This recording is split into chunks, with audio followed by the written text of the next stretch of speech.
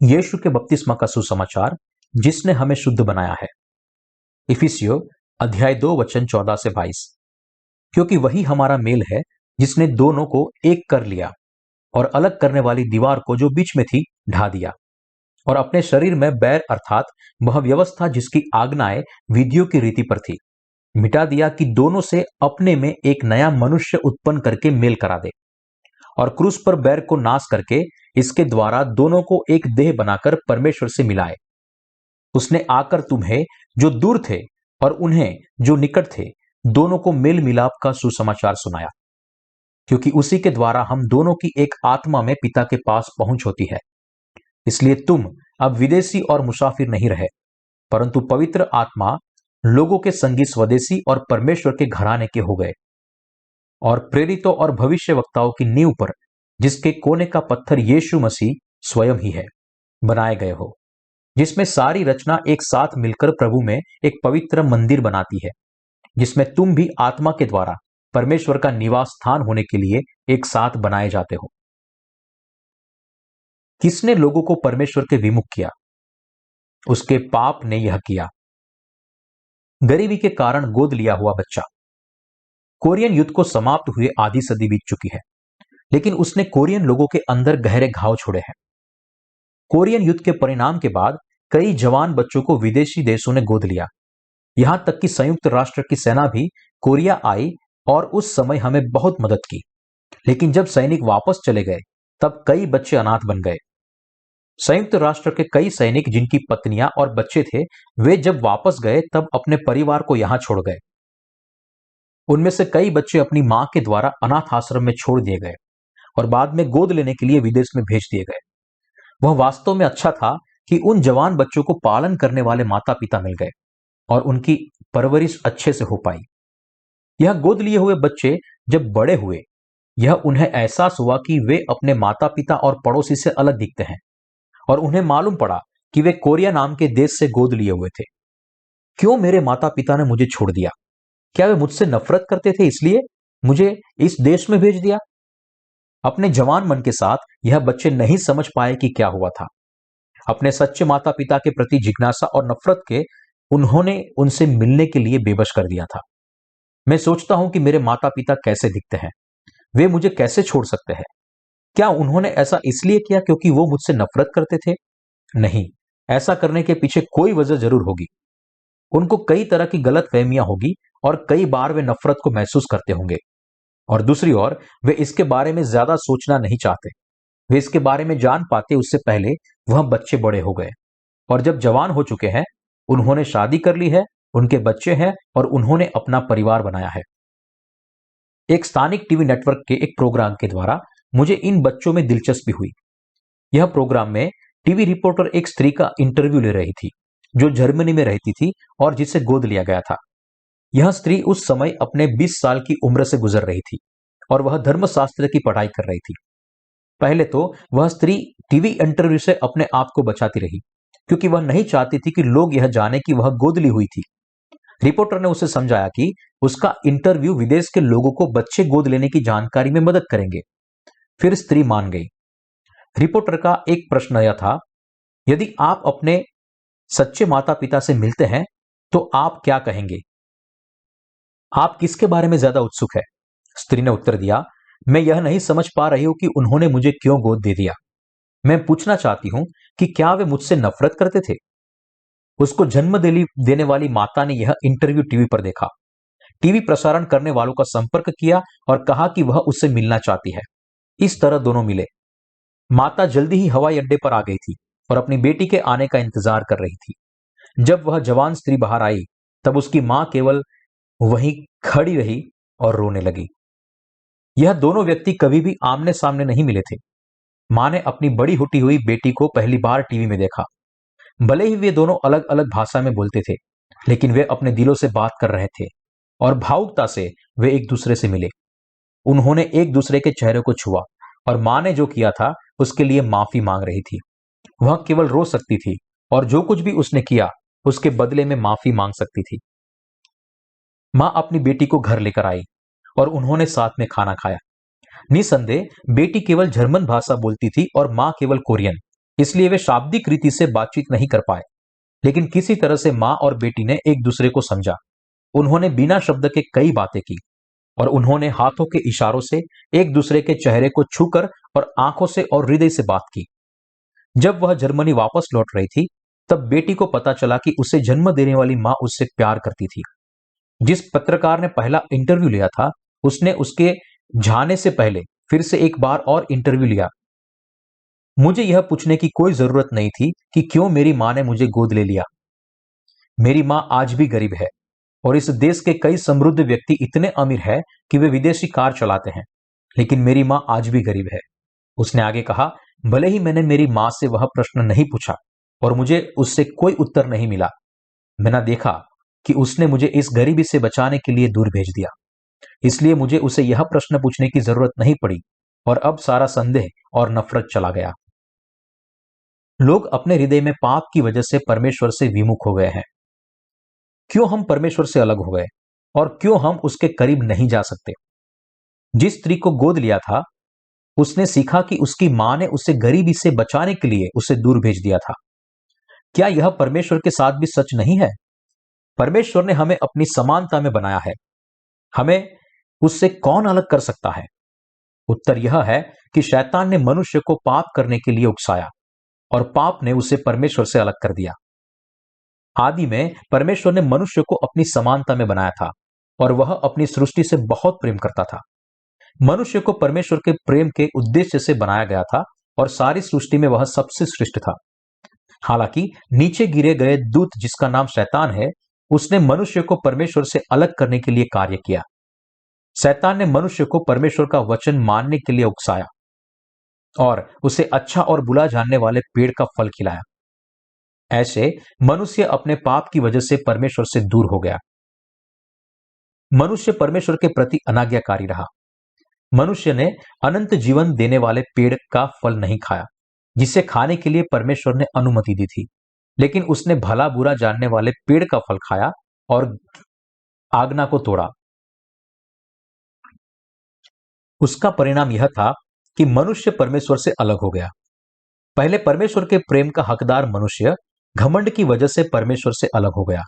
उसके हृदय में पाप होने की वजह से मनुष्य धीरे धीरे परमेश्वर से विमुख हो गया। उसके बाद मनुष्य लंबे समय तक परमेश्वर से अलग रहा और शिकायत करने लगा, क्यों परमेश्वर ने हमें बनाने के बाद छोड़ दिया? क्यों उसने हमें कमजोर बनाकर नरक में भेज दिया? उससे अच्छा तो यह होता कि उसने हमें बनाया ही न होता। हम जन्म से पहले कई प्रश्नों के साथ उत्सुकता, संदेह और नफरत को लेकर जी रहे हैं। जब मैंने गोद ली हुई स्त्री को टीवी प्रोग्राम में देखा, तब मुझे समझ में आया कि जैसा उसका अपनी सच्ची मां के साथ रिश्ता था, वैसा ही रिश्ता मनुष्य का परमेश्वर के साथ है। कोई आपत्ति, गलतफहमी, श्राप और किसी भी प्रकार का पाप किसी भी परिस्थिति में मनुष्य को परमेश्वर से अलग नहीं कर सकता। मैं यह भी समझ पाया कि भले ही परमेश्वर और मनुष्य के बीच का रिश्ता प्रेम पर निर्भर है, तो भी गलतफहमी होने की संभावना है। जैसे मां ने नफरत की वजह से बेटी को दूर नहीं भेजा था, वैसे ही परमेश्वर ने नफरत के कारण नहीं, लेकिन पाप के कारण अपने आप को मनुष्य से अलग कर लिया। परमेश्वर के पास मनुष्य को नफरत करने की कोई वजह नहीं है और मनुष्य के पास परमेश्वर को नफरत करने की कोई वजह नहीं है। हम एक दूसरे से प्रेम करते हैं। मनुष्य परमेश्वर से अलग रहता है, उसका कारण यही है कि वह शैतान की चाल के सामने झुककर पापी बन गया। परमेश्वर ने यीशु के द्वारा हमें ग्रहण किया। इफिसियों की पत्री अध्याय 2 वचन 13 से 15।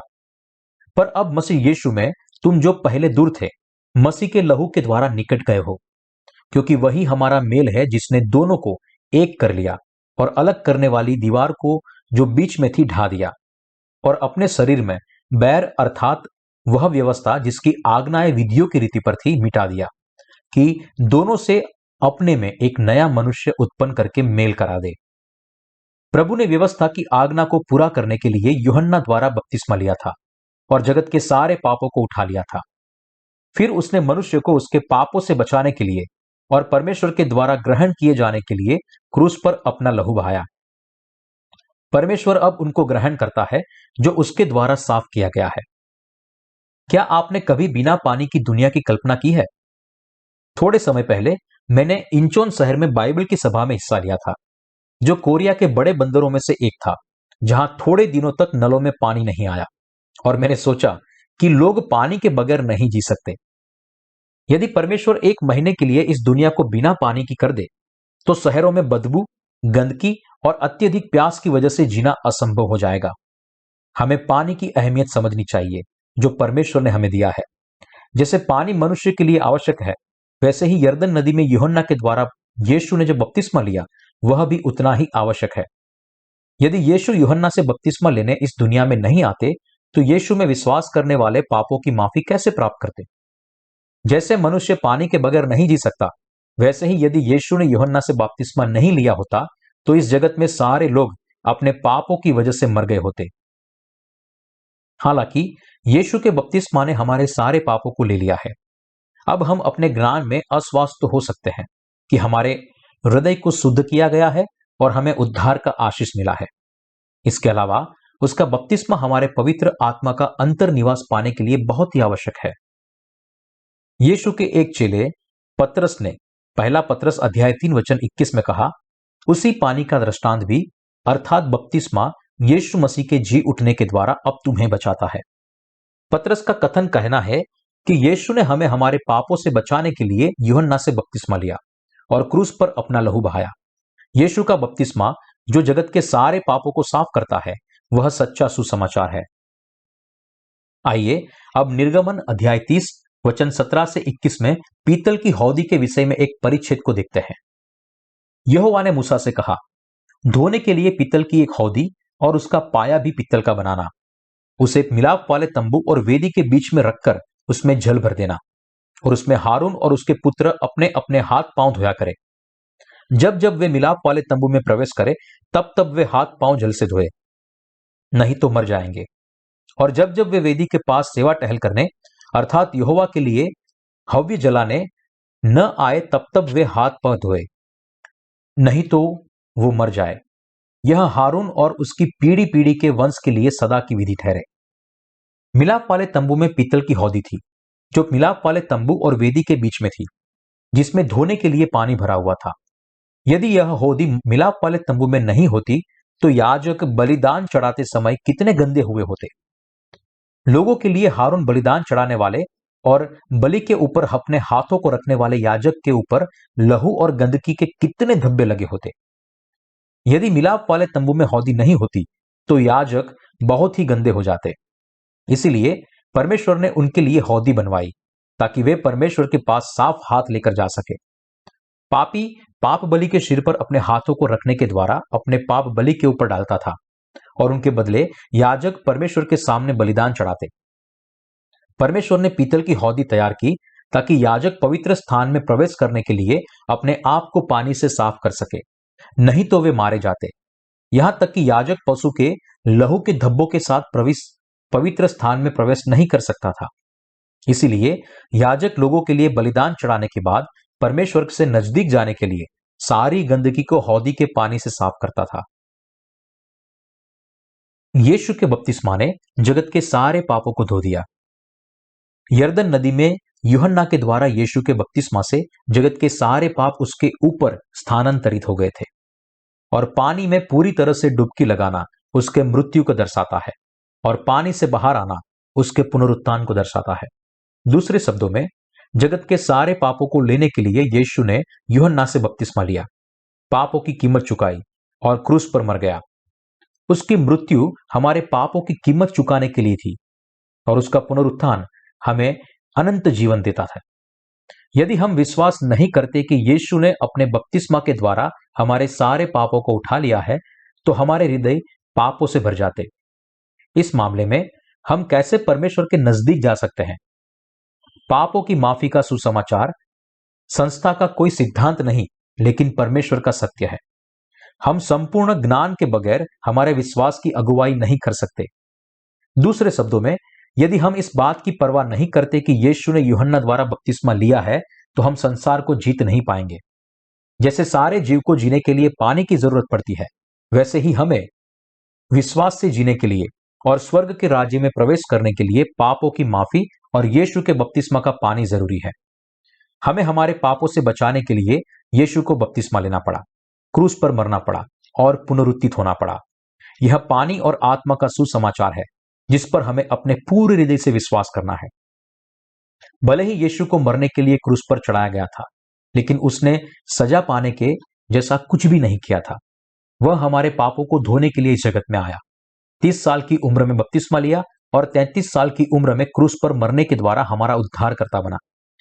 परमेश्वर मनुष्य जाति को अपनी संतान बनाना चाहते हैं, भले ही फिर हम बहुत दुर्बल और पापी क्यों ना हो। इसीलिए यीशु ने बपतिस्मा लिया था। परमेश्वर ने हमें एक ही समय में पापों की माफी और पवित्र आत्मा का उपहार दिया। बाइबल कहती है कि जब तक कोई पानी और आत्मा से न जन्मे तब तक वह न तो परमेश्वर के राज्य को देख सकता है और न तो उसमें प्रवेश कर सकता है। आपको जानना होगा और विश्वास करना होगा कि हमारे सारे पापों को धोने के लिए यीशु ने बपतिस्मा लिया। यदि कोई नया जन्म पाया हुआ मसीही है, लेकिन यदि वह इस बात को नहीं जानता कि यीशु ने जगत के सारे पापों को उठाने के लिए बपतिस्मा लिया था, तो उसका हृदय जल्द ही मैला हो जाएगा, क्योंकि हम शारीरिक प्राणी हैं। इसलिए हर दिन के जीवन में पाप की वजह से मैले हो जाते हैं। इसीलिए हमें हमेशा विश्वास से जीना चाहिए और यीशु के बपतिस्मा, उसके लहू और पुनरुत्थान पर मनन करना चाहिए। यह विश्वास जब तक हम स्वर्ग के राज्य में प्रवेश नहीं करते तब तक हमें उठाए रखना है। यीशु के पास हमारे पापों के लिए बपतिस्मा लेने और मरने के अलावा और कोई विकल्प नहीं था। इसलिए हमें विश्वास करना चाहिए कि ऐसा करने से उसने हमें उद्धार दिया है। हम प्रभु का धन्यवाद करते हैं जिसने हमें पानी और आत्मा का सुसमाचार दिया है। परमेश्वर ने हमें सबसे बड़े उपहार के रूप में अपना इकलौता बेटा दे, जिसने अपने बपतिस्मा और लहू के द्वारा हमें हमारे सारे पापों से बचाया। हम परमेश्वर के नजदीक नहीं जा सकते और उससे दूर होकर जीने के लिए मजबूर हैं। उसके पीछे का कारण है कि हमारे हृदय में पाप है। जगत के सारे पापों को उठाने के लिए यीशु ने यूहन्ना से बपतिस्मा लिया और मनुष्य और परमेश्वर को अलग करने वाली दीवार को तोड़ दिया और क्रूस पर अपनी जान दी। उसने बपतिस्मा और लहू की वजह से मनुष्य और परमेश्वर के बीच का रास्ता फिर से पुनर्स्थापित किया। उपहार के लिए हम उसका धन्यवाद करते हैं। बच्चों के प्रति शारीरिक माता पिता का प्यार महान होता है, लेकिन परमेश्वर का प्रेम जिसने यीशु ने हम पापियों को बचाया है, उसके आगे उसकी कोई तुलना नहीं। यीशु का बपतिस्मा और लहू दोनों महत्वपूर्ण है। यदि दुनिया में पानी नहीं होता तो क्या कोई जीवित रह पाता? यीशु के बपतिस्मा के बगैर कोई भी अपने हृदय में बिना पापों के नहीं रहता। यदि यीशु ने बपतिस्मा नहीं लिया होता और यदि उसने क्रूस पर अपनी जान नहीं दी होती तो किसी ने भी पापों की क्षमा नहीं प्राप्त की होती। सौभाग्यवश यीशु ने बपतिस्मा लेकर हमारे आखिरी बलिदान चढ़ाया। भले ही हमारे अंदर अभाव और अविश्वसनीयता है, फिर भी हम उसके बपतिस्मा और क्रूस पर उसके लहू पर विश्वास करके पवित्र आत्मा पा सकते हैं। जो लोग यीशु के बपतिस्मा और क्रूस पर उसकी मृत्यु पर विश्वास करते हैं, वे परमेश्वर के ज्यादा नजदीक जा सकते हैं, प्रार्थना कर सकते हैं और उसकी स्तुति कर सकते हैं। अब हम प्रभु की स्तुति और आराधना कर सकते हैं क्योंकि हम उसकी संतान बन चुके हैं। यह परमेश्वर का अनुग्रह और आशीष है। यीशु के बपतिस्मा और क्रूस पर उसके लहू का सुसमाचार सच में अद्भुत है। हम सब इस खूबसूरत सुसमाचार पर विश्वास करके उद्धार और पवित्र आत्मा का अंतर्निवास पा सकते हैं।